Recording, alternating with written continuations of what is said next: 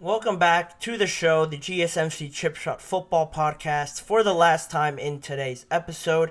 Jumping right in to the last segment, the Washington Commanders, a team that I think a lot of people aren't looking at as being anywhere close to being relevant or competitive at all this coming year. But I'm here to tell you why you could be wrong, just because of all the acquisitions that they made to their team. Just to list them off, I think undoubtedly they've made the most additions to their team in the NFC East. So already in the NFC East, I think they're going to be better. But I'm looking a bit long term, longer down the road, in an NFC that I think is going to become more and more unpredictable than it already has been. In terms of their additions, they added Zach Ertz, who was a free agent.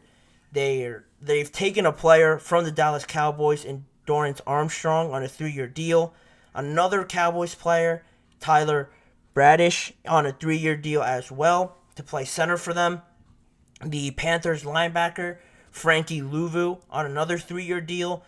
The Chargers running back, Austin Ekeler, on a 2-year deal. That one's probably the most impactful, the more eye-catching one out of the bunch. They signed Brandon McManus as well from the Jaguars. The Chiefs guard in the Super Bowl, Nick Allegretti, wasn't a starter, but he came in and still played pretty well. So that's a good addition in my opinion.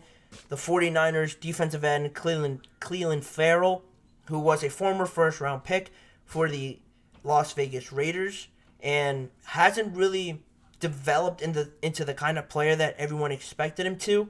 But I think for what they did have in the past, a first-round talent is still a first-round talent. So that's a good signing on a very low-risk 1-year deal. So not really too much to worry about there if it doesn't work out. Marcus Mariota also signed to a 1-year deal, and they signed another Cowboys defensive end in Dante Fowler. A lot of additions to this team that was very lackluster and has just carried this mantra of being very mediocre, not really taken seriously in the division.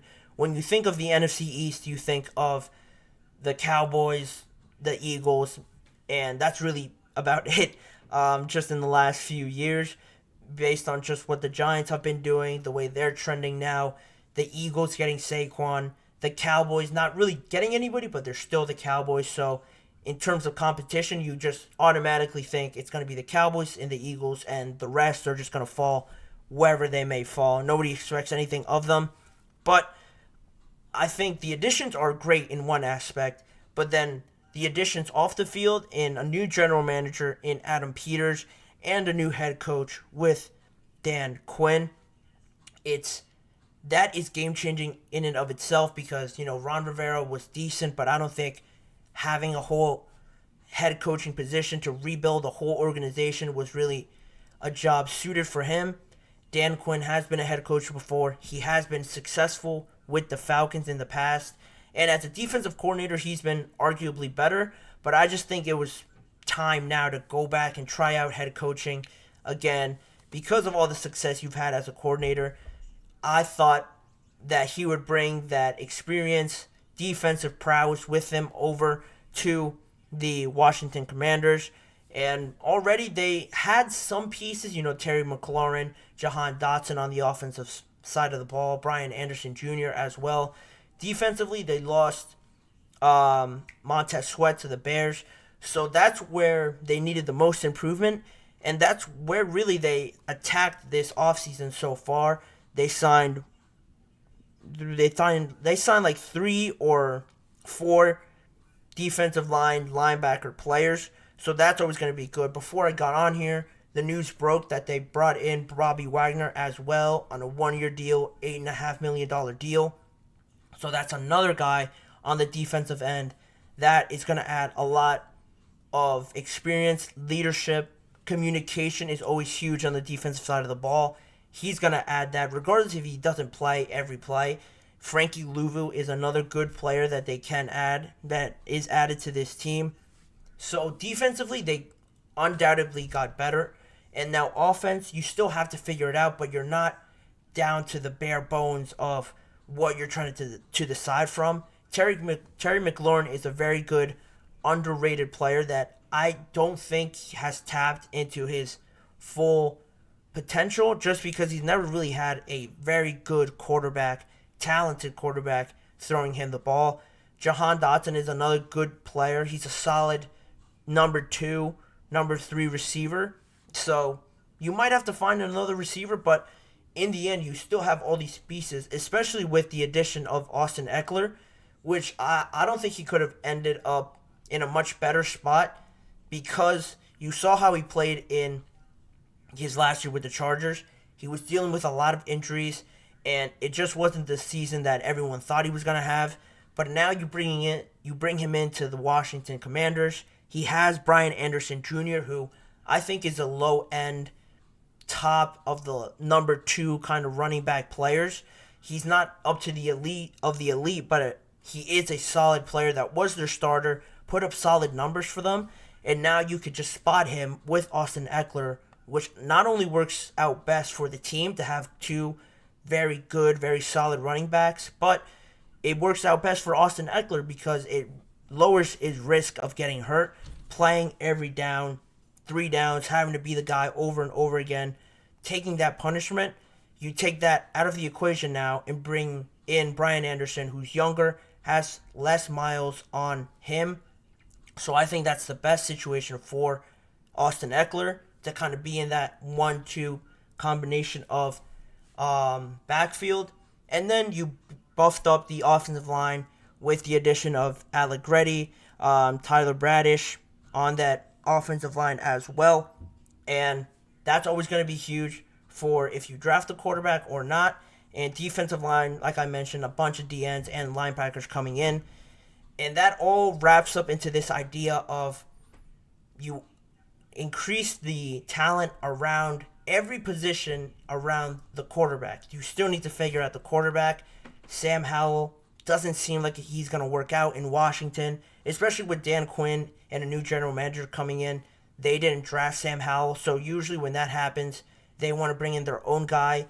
And how much better can it get than having the number 2 overall pick in this year's draft? I mentioned it before when I talked about the top 3 teams. They were the most quarterback-ready team of any of those top 3 teams.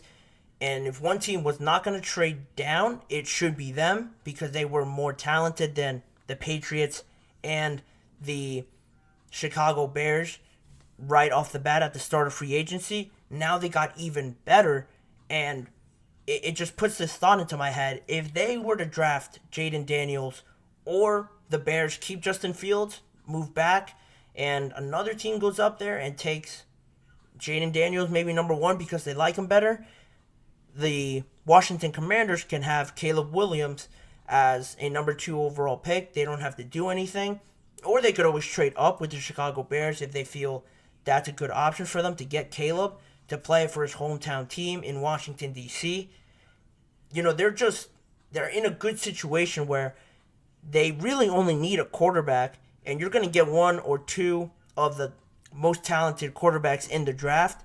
If you get one of those guys, really develop him with Dan Quinn and that offense with Terry McLaurin, Austin Ekeler now in there, a decent offensive line now that you can work with, you could still improve upon, but that's just all tying into this situation of the best situation for a rookie quarterback to come in and potentially be ready to play right away, which is what you expect from a Caleb Williams who has been talked about for a long time now. Before he was even eligible, he was being talked about as this generational, transitional type of quarterback. And Jaden Daniels as well now, coming off a Heisman season, he's also been touted as potentially better than Caleb Williams by some teams' evaluation of him. So whoever they get, they're not really going to lose out on one or the other because it seems like it's getting more and more even between Caleb Williams and Jaden Daniels. So say they get Jaden Daniels and he's come into this team, and I just think his running ability, he's very good technically throwing the ball already. He doesn't really have to work on the mechanics at all a bit. He could come in right away and not move mountains, and I'm not saying they're going to win the NFC Championship, but he would drastically be better than any quarterback they've had in the last few years. And they've already been sort of competitive, kind of flirting with the playoffs a little bit. If you add the best quarterback that they've had in a long time, how could you not say they're not going to compete for a playoff spot in an NFC where, even in the NFC East, where they always play, it seems the Cowboys tough, always a good game with the Giants. The Eagles, they played them very well this past season as well. Now you improve at a quarterback and make all these additions. I think I'm already able to say from this that the Commanders could be a very interesting team to watch next season. And if they get their guy in the draft and then just continue to make improvements, because they've been one of the most aggressive teams in free agency, if they continue that attitude and just continue to get better on defense and help that offensive line a bit more, I don't see why you would take the Eagles or the Buccaneers or the Minnesota Vikings over them in a deciding game if they're trying to get into the playoffs, or in a wild card game. If you were to take, you would probably take the 49ers over them, probably arguably the Packers, the 49ers, and the Eagles over them. But then any other team, I don't think it would be a given that the Commanders are just going to lie down and get beat by the Rams or the Seahawks, the Cowboys, those sort of teams. I don't think it's a given. Maybe even the Lions as well. They would make it a good game. And I truly believe that's where they stand right now.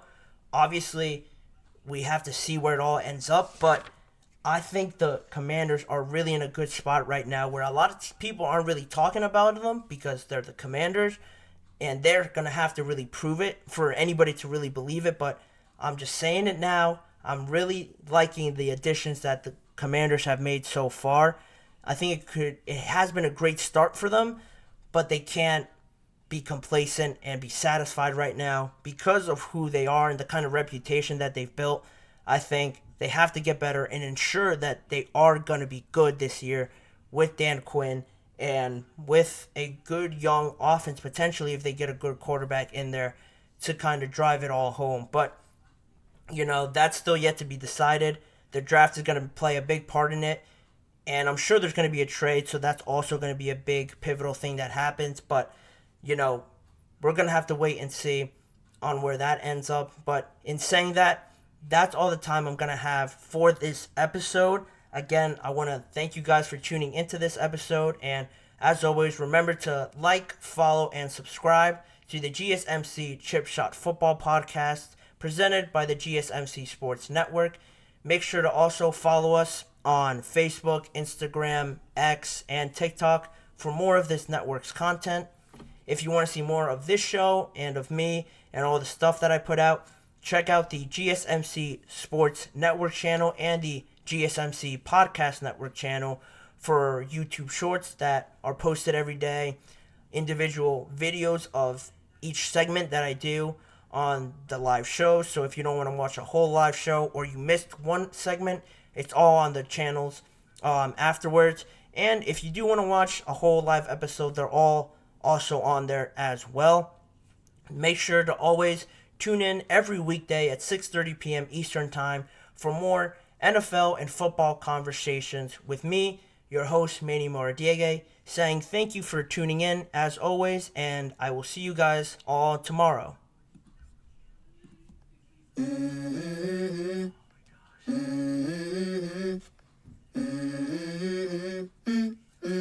Let's go. I wake up to a little bit of drool on my pillow, feel like it's gonna be a bad day. Yeah, I'm tired of shit, and the coffee ain't hit yet, damn, ain't that great. I don't wanna go to